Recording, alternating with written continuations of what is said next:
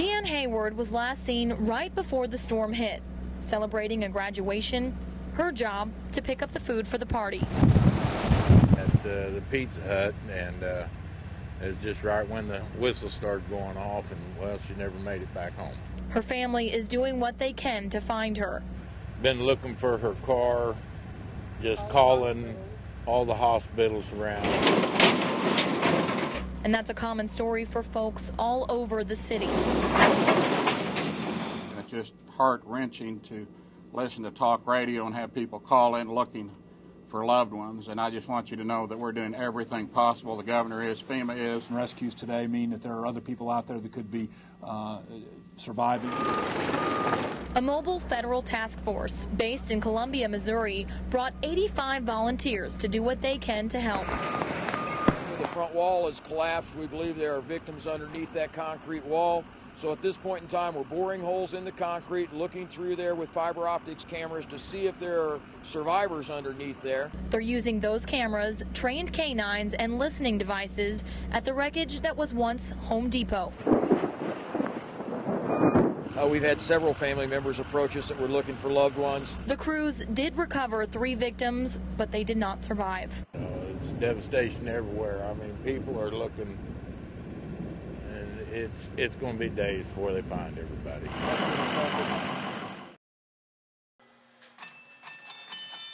It's incredible. I mean, I wish everybody could see it.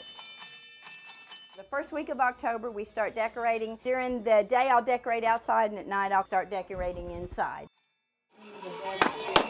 Everything in this house either dances or sings or moves. Y'all ready for this? It's just everywhere. You haven't seen nothing yet. 'Twas the night before Christmas.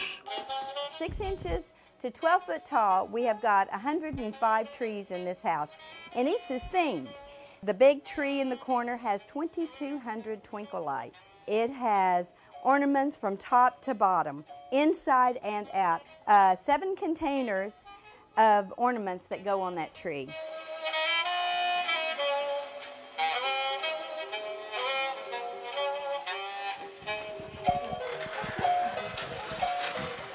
My angel tree. This is myself and my daughter when she was a baby. And then all around here, you'll watch my daughter grow up. And I'm going to show you something that you have probably never seen, a Christmas tree in the bathtub. This is insane, isn't it? You're going to report me to the loony bin, aren't you? Of course, a ton of little villages. Every place we go are villages. And this is the Thomas Kincaid village. They're sleeping. Don't put that bright light in their face. Let's go in here. This is my village that started out as 4 houses, and now look at it. It takes me 40 hours to put this village up. Just like me, the train kind of gets derailed. Bless his heart. It can't help it. And this is our Mickey Mouse corner. You're not done yet. Come on with me. And then my nutcrackers. Been collecting them forever. Is that the toilet paper roll? Yes. Oh yeah. And while you're doing your business, you can have music. And this is the second toy I ever bought, and he's so loud that he's back here by himself because there's no volume control. It's Santa's marching band. And it's probably 26, 27 years old. Everything has a story. It all started, my daddy loved Christmas. There was 5 kids in the family, so money was really tight. My mom was a stay-at-home mom. But our big deal was to go buy the Christmas tree and put those big Herkin lights on it. We didn't have a lot of money, but we had a lot of Christmas. And then when I got older, he would call me 3 o'clock in the morning. Sister, are you going to sleep all day? It's Christmas. He was like a kid. And as I get older, my daughter, she's 33 now, and she's helping more and more this year. And then I've got an 8-year-old granddaughter that I'm raising her up to where she loves it too. So it's amazing. And it grows and grows every year, and this is my gift to anybody who would want to see it. I touch everything that goes on these trees.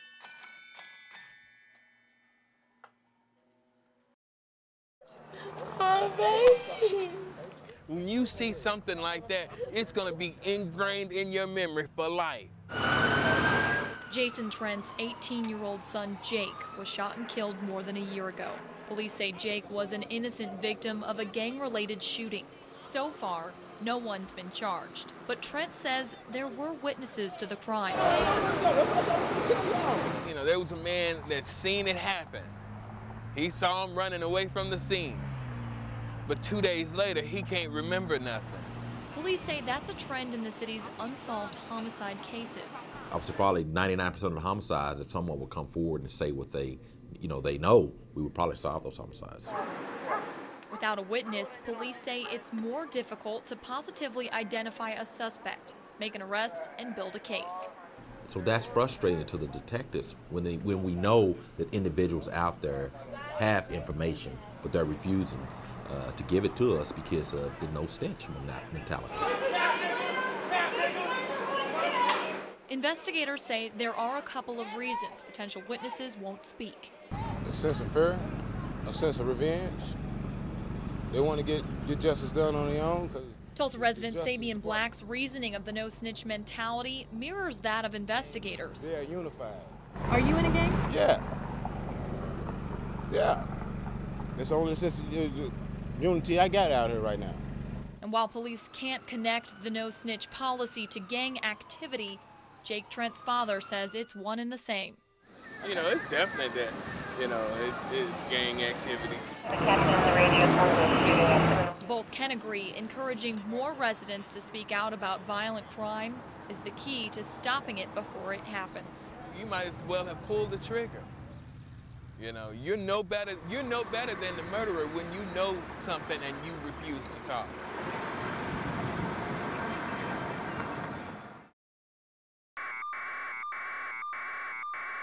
More than 24 wildfires are raging throughout the state of Oklahoma. On Friday, the flames threatened and in some places damaged homes, schools, and businesses. In Liberty, at least 2 barns burned to the ground in a fire that was about a mile long. You said you basically got it knocked out, but you still got some more work to do? Right, we're going to double check it just to be on the safe side. In nearby Preston, the smoke and ash looked like fog rolling through. That's where we caught up with the Okmulgee Fire Chief, Rick Mitchell. It's jumped railroad tracks, it's jumped several creeks, and now it's jumped a 2-lane highway. So, I mean, it's just with this wind, it doesn't take much to jump. And that wind wasn't the only problem. The land is dry. National Guard helicopters were called in to fly over several areas, dropping water. In Jinx, crews were quickly able to put out this brush fire. The flames destroyed some old buses and came dangerously close to destroying the school district's fleet. The fire chief tells us the spark came from a man cutting through some metal. It's an emphasis on, how important it is that people are aware that when you're outside, if there's any potential that what you're doing could start a fire, it could get away from you quickly. While there wasn't major damage reported in the Tulsa area, it was a much different story east of Oklahoma City. It's there you'll find the most destructive flames. That's where several homes were destroyed or damaged.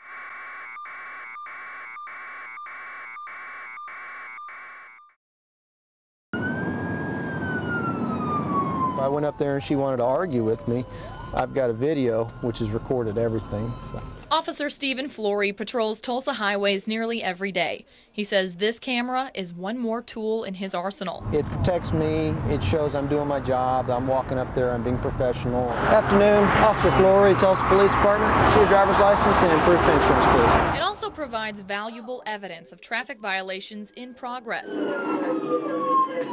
Person goes into court, says the officer's lying, I did stop. The video takes all that out. There are actually 2 cameras installed in each vehicle, one pointing inside, another pointing outside. Officer Flory also wears a microphone all day, and when he's about to make a traffic stop, he starts recording. It automatically brings a camera on. I can't control that. Just if I flip my lights on, the camera comes on automatically. Okay, you need to slow down. The video is automatically uploaded to the station when he pulls within range of wireless access points. So far, the Mingo Valley Traffic Squad is the only unit fully equipped with the cameras. They're in charge of working out the kinks. So every day they can come in and they can review and ask us, you know, what problems did you have? What issues are there? Flory says problems have been minor. Microphone issues, trouble uploading video, computers freezing up. Disconnected for some reason. He expects other officers to embrace the technology the same way he has. And I like the fact that I have this tool that if there's anybody who has any question about what I'm doing out here, they can go pull up the videos and they can see. Be careful pulling back in traffic. Have a safe day.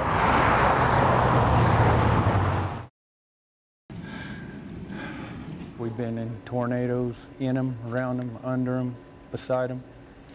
It's a thing you have to deal with when you're on the road.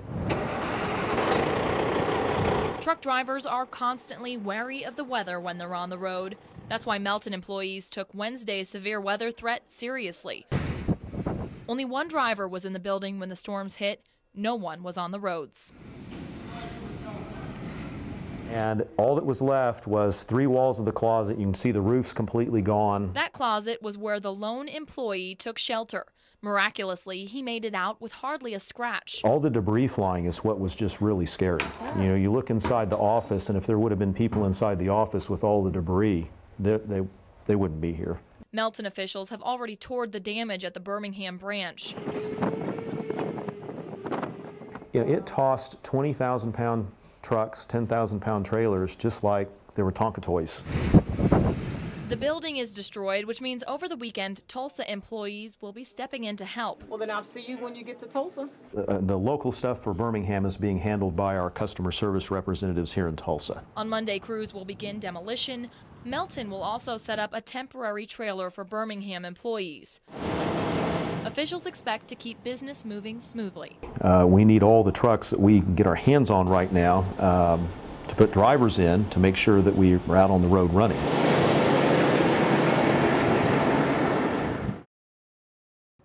A Tulsa woman is being reunited with family members she never knew she had, all because she saw this name on a door. Deborah Cottrell Davis was caught by a story on 2 News about possible renovations to the old armory that used to house the 45th Infantry. My husband has a good eye.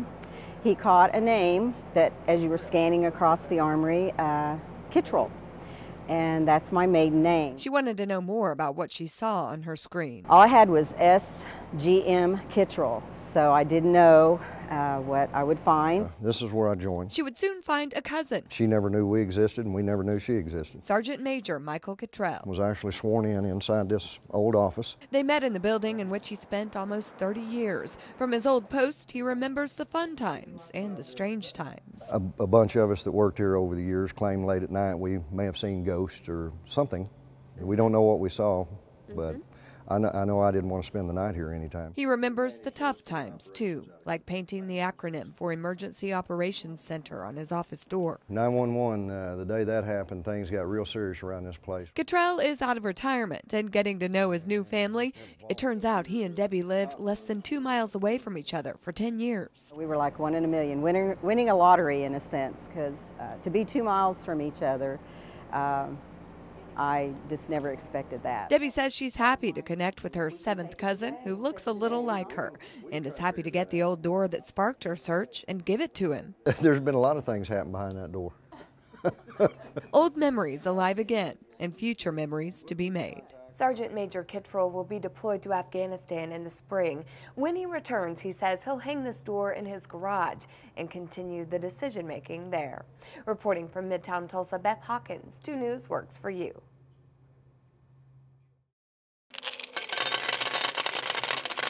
According to the Oklahoma Bureau of Narcotics, last year more than 660 Oklahomans died from accidental drug overdose. Nearly 80% of those deaths were from prescription drugs. You shouldn't be taking medicines that wasn't prescribed for you, and especially you shouldn't be mixing them. So this is one episode and kind of the attempt to remove these things from circulation. Is this drug? Yes. Okay. This Saturday marks National Prescription Drug Take-Back Day. More than 5,300 sites nationwide are collecting old and unused medications and safely getting rid of them. Thank you. Thank you. The DEA teamed up with local law enforcement and city and county officials to hold drop-off sites around Tulsa. The motto for our process today is no flushing. And we've always thought that it was the appropriate thing to do with medicines that you weren't going to use was to flush them down the toilet. And we want people to know that that's no longer acceptable. Thank you very much. Linda Johnston is the Director of Social Services for Tulsa County. This is going to fill up a box. She says overdoses can be prevented if it's harder for abusers to get their hands on pills. You gonna fit? Nope. Today, the drug of choice of most of our teenagers is medicines that they can steal out of people's medicine cabinet. Legal medicines. And kids today are abusing those substances, and it's very, very dangerous. There you go. Thank you so much. Tony Ford dropped off old prescriptions at one of the sites. He says he's concerned about safety, but he also knows they can harm the environment. Drop off prescriptions rather than putting them in the trash or going down the toilet. Pharmaceutical residues can end up in our waterways and change the ecosystem. Directly flushing into the system or pouring down the sink, some of the chemicals do not get treated, so it goes right back into our environment. Dropped off medications will be burned, ensuring they don't harm animals, people, or the environment. Sara Goldenberg, 2 News works for you.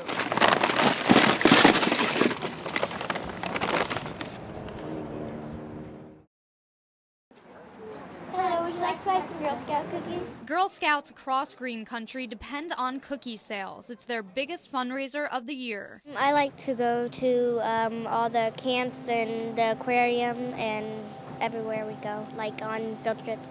But this year has been challenging for many troops. Troop 110 has 100 boxes left to sell by the end of the weekend. It's a little difficult to sell a couple of the kinds because some of them aren't really people's favorites as much, but it's very fun. It's been a little harder because you have to sell all the cookies, kind of, or else you'll have to pay for them all yourself.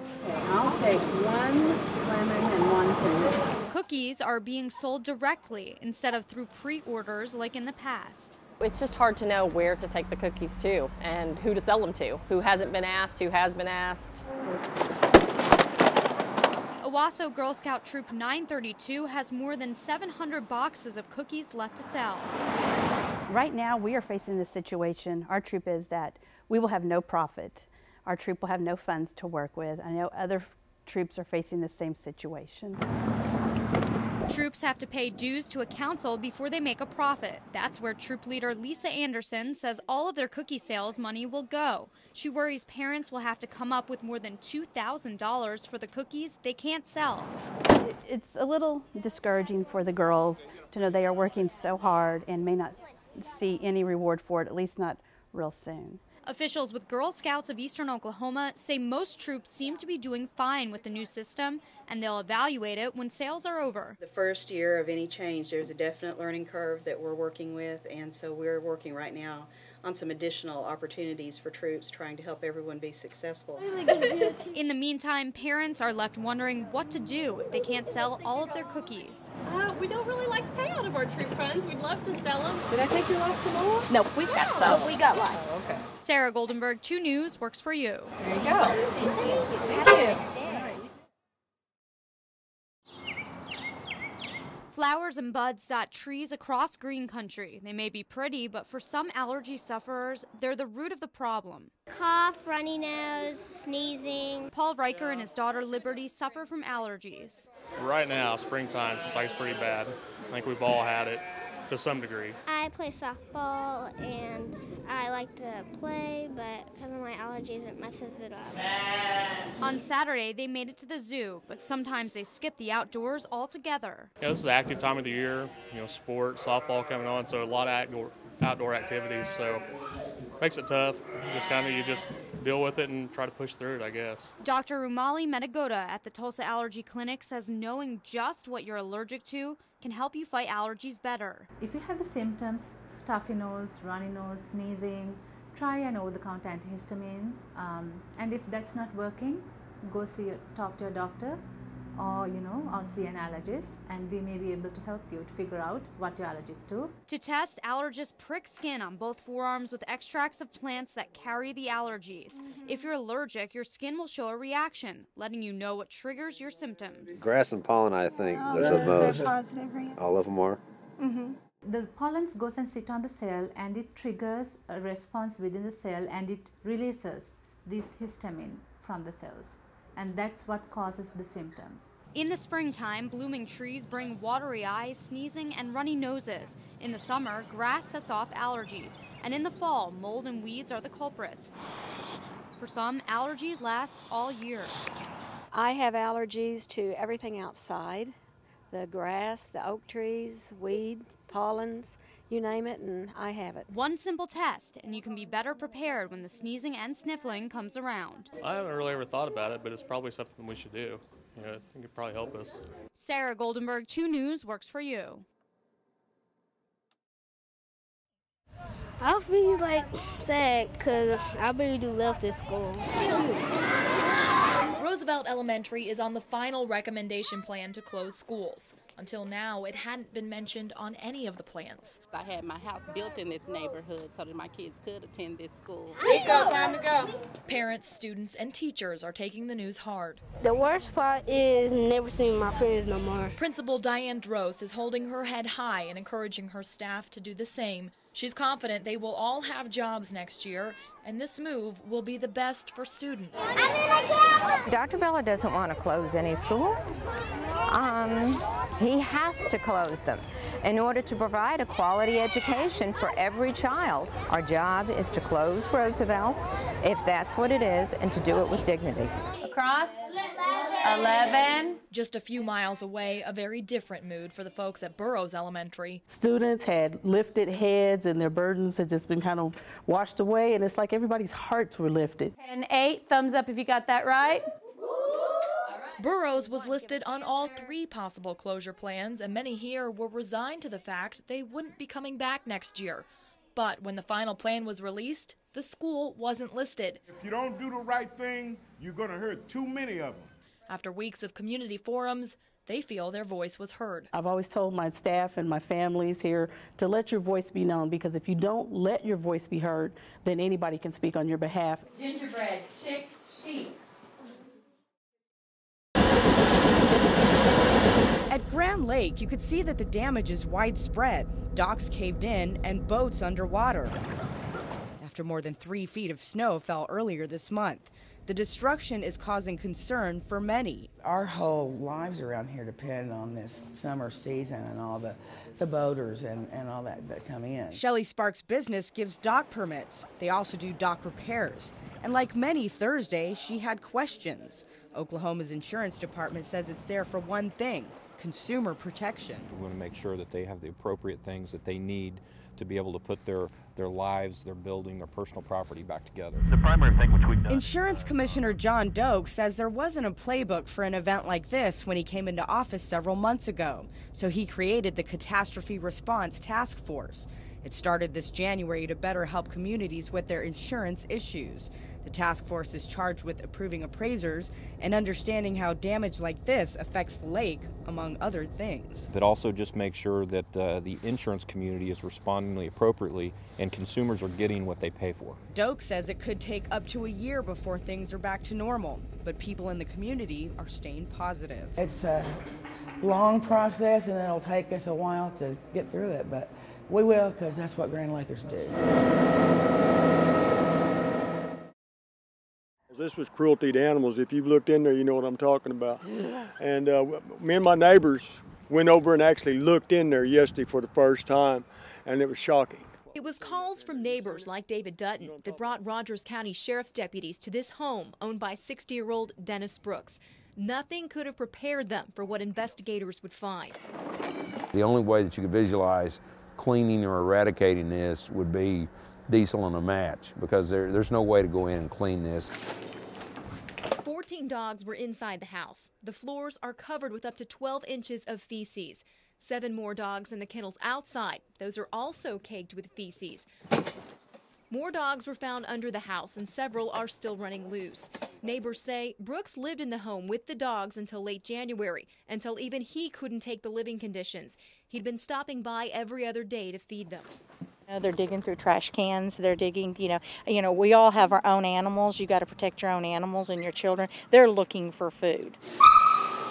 Wild Heart Ranch Animal Rescue has taken over caring for the dogs. I'm really hoping that people step up and help us, because these animals have paid a heavy, heavy price for human ignorance and neglect. And, you know, we've stepped up, we've got them out of it, and we don't want to give up on them because of lack of funds. Founder Annette Tucker hopes that with some medical care and love, most of the dogs will get used to human contact and be able to be adopted out to loving homes. Wild Heart Ranch is desperate for donations to help care for all of these dogs. For information on how you can help, dial 918-342-WILD.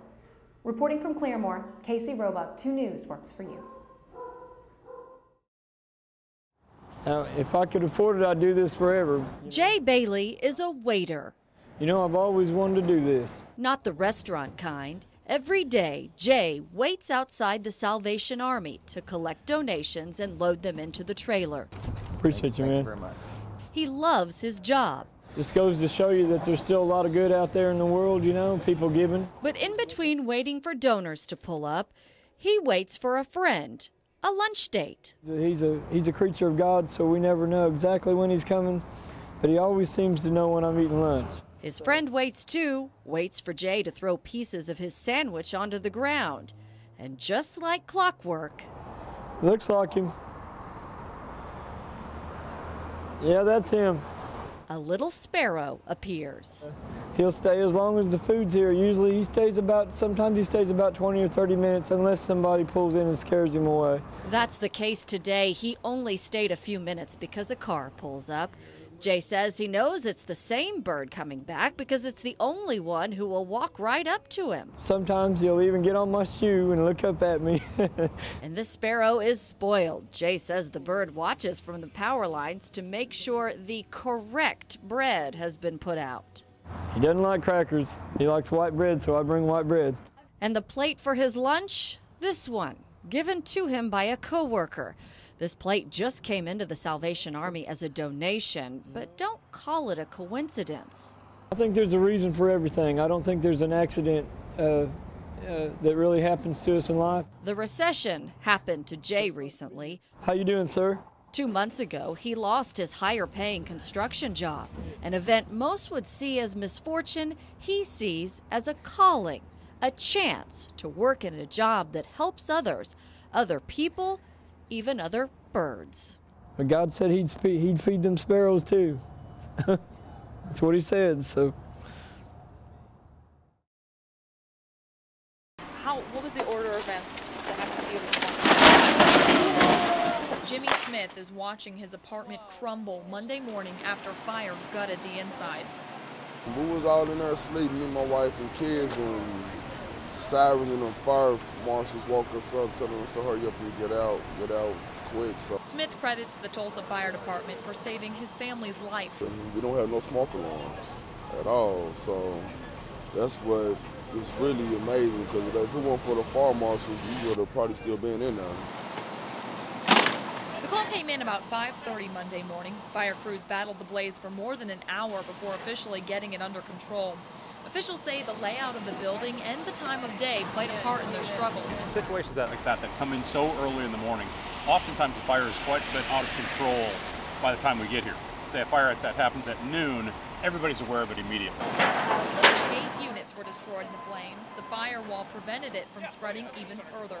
Stopped it completely. The firewall did its job. Residents like Jimmy Smith say while he's thankful to be alive, he wish he lived on the other side of the firewall. I don't know what we're going to do.